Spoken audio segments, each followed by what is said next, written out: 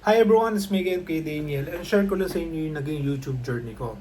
So actually, noong 2019, nasa Toyota show ko, ah, walang nagbibideo ng mga product namin sa Toyota. And then naisip ko na mag-video ko. So, mga ilang months din, siguro mga 4 months ako nagbablog. And then nakita ko sa sarili ko na parang hindi maganda yung pagbablog ko. Kasi yung vlog ko, naging bara-bara. And then naisip ko na after 4 months, gawa ulit ako ng YouTube channel. And actually kahit hindi naman pala din. At prior na gumawa ako ng YouTube channel na bago, nag-aral ako ng mga kung paano maging maayos na vlogger. So, nakalimutan ko na lang yung pangalan niya pero naaalala ko pa rin ngayon kung ano yung itsura niya, babaeng vlogger siya. So, tinuro niya na dapat ganito, dapat ganyan. So, bago ka mag-vlog, make sure na inaaral mo na kung paano magsalita ng mabagal. Huwag naman sobrang bagal, huwag din sobrang bilis. Kasi napaka-importante nito. Kasi pag masyado kang mabilis magsalita, nakakabulol, baka hindi maintindihan.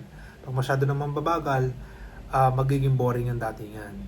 And then, pinag-aralan ko din yung mga equipments na kailangan natin sa pagbablog.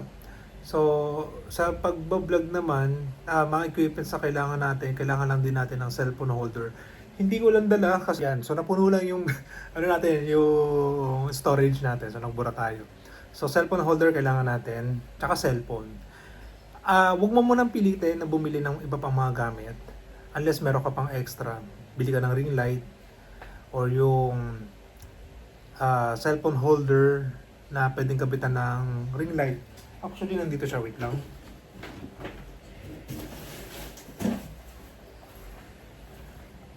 Wala pala, nilalaganan ko. Anyway, napaya tayo ron. Then, don't mind it. Meron kasi akong cellphone holders na pwedeng kabitan. Meron akong cellphone casing na pwede mong kabitan ng mga ilaw at saka pwede mong tornilyohan ng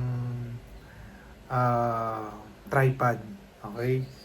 So, nasa kotse lang lahat. And then, yun lang muna yung kailangan mo. Huwag mo munang mamadaliin na magkaroon ng mga SLR, GoPro. Pag alam mo nang medyo may nagbi-views na ng mga videos mo, tsaka ka bumili ng mga ganung bagay. Okay? Huwag magmadaling sumikat.